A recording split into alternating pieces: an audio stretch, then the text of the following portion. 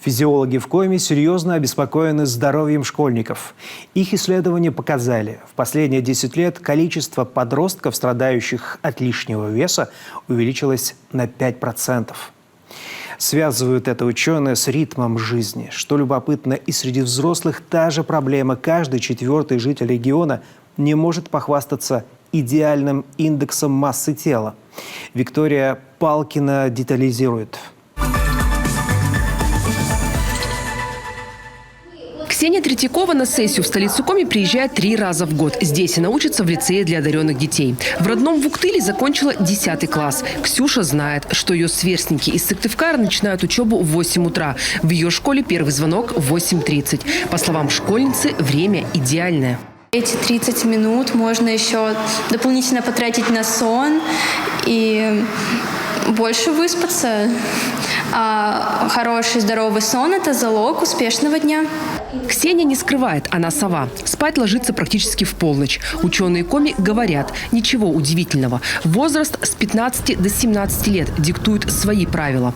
Подростки без контроля со стороны взрослых не справляются с правильным режимом дня. Отсюда и переедание. Последние исследования наши физиологи проводили после 3-й волны пандемии. Тогда на школьников региона обрушились дистанционное обучение, отсутствие живого общения, двигательная активность резко упала. А цифры на весах поползли вверх.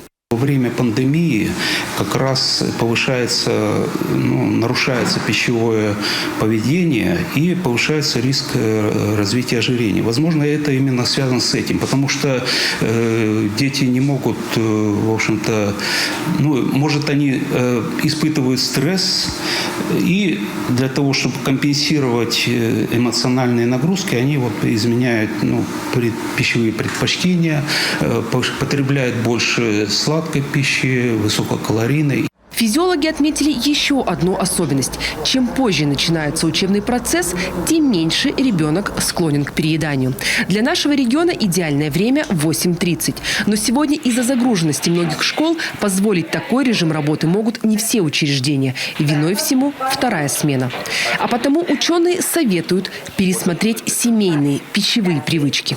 Нет дефицита пищевых продуктов, но есть понятие правильное питание, структура и как факторы риска развития основных социальных заболеваний на севере. Это сердечно-сосудистые патологии и сахарный диабет. Это то, что не есть хорошо, но, в общем-то, он у нас идет. Потому что с ростом благосостояния нашего населения, скажем, еще в 90-е годы у нас не стояла проблема сахарного диабета, я имею в виду на северных территориях. А сейчас у нас стоит очень остро, и как раз базовые вещи сахарный диабет 2 типа, как раз нарушение погрешности, огрехи, неправильное питание. Фотограф, спортсмен и просто красавец сыктывкарец Владислав Сидоров не скрывает. За питанием следит, поддерживать хорошую форму помогает футбол. В рационе овощи, фрукты, ягоды, крупы. А еще с собой всегда есть горсть орехов. Именно эту полезную привычку Влад и называет своим секретом борьбы с чувством голода. Дополнительный источник и жиров, и белков. И вкусно, и полезно. То есть любой перекус можно их добавить. Впрочем, поколение постарше похвастаться такими привычками не может. В группе риска те, кому за 40. Именно у них сегодня чаще всего и встречаются неидеальное соотношение веса и роста. Особенно это актуально для мужчин, как ни печально. Видимо, потому что у нас изменился образ жизни, стало очень много техники, которая уменьшает наши энергетические затраты. Ведь основа здорового образа жизни и нормального веса – это истратить столько калорий, сколько потребил.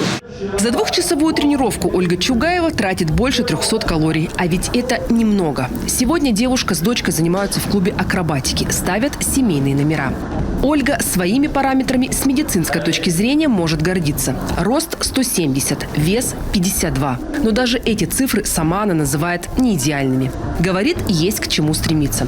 Тем более вопросы лишнего веса с подругами обсуждает часто.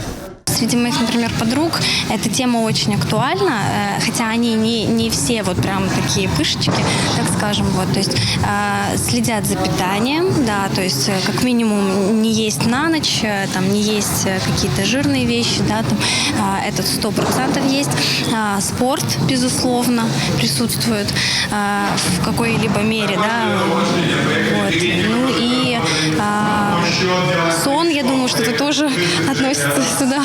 Вот, то есть в комплексе это все всегда, вот, ну, среди моих девчонок, подружек, окружения это все учитывается. Об идеальном весе сегодня говорят часто и везде. И медиков радует, что от разговоров жители региона переходят к действиям. За последние 2 года потребительская корзина сильно поменялась. Теперь там больше овощей, фруктов и рыбы. Даже несмотря на подорожание этой категории продуктов, люди не отказались от этой полезной привычки. В домашнем меню жительницы Прилузии всегда есть салат, овощной. А еще обруч, настольный теннис, огород. Физической активности хватает, признается Ирина Скира, но все же добавляет, что и она не без греха.